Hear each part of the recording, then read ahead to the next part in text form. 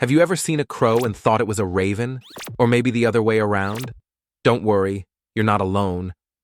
These two birds look very similar at first glance, but once you know what to look for, the differences are crystal clear. In this video, I'll guide you through the main traits that set crows and ravens apart, from their size, to their voice, to the way they live their lives. Let's start with size. If you're trying to tell them apart from a distance, the raven is noticeably bigger.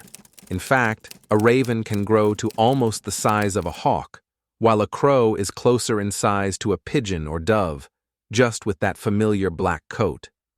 This difference is especially clear if you ever see them side by side, but even when you don't, the sheer bulk of a raven in flight gives it away. The next feature is the beak. Crows have a slimmer, straighter beak, which gives them a neat, sharp profile. Ravens, on the other hand, have a much thicker and more curved beak, almost dagger-like, with bristles at the base. That strong beak is built for tearing through tough food, even carcasses, whereas crows usually go for softer food, like seeds, scraps, and insects. Now let's talk about tails. The tail is one of the easiest ways to spot the difference while the bird is flying.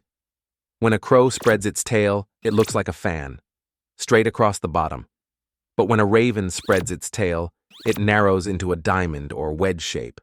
Once you've seen this difference, it becomes one of the fastest ways to tell them apart when they're just a silhouette in the sky. The voices of these two birds are also very distinct. Crows usually make a sharp, high-pitched caw-caw sound, short, direct, and sometimes repeated in series. Ravens, however, have a much deeper and rougher call, a sort of croak that almost sounds like a frog or a small dog barking. In fact, ravens are known for having an incredible range of sounds.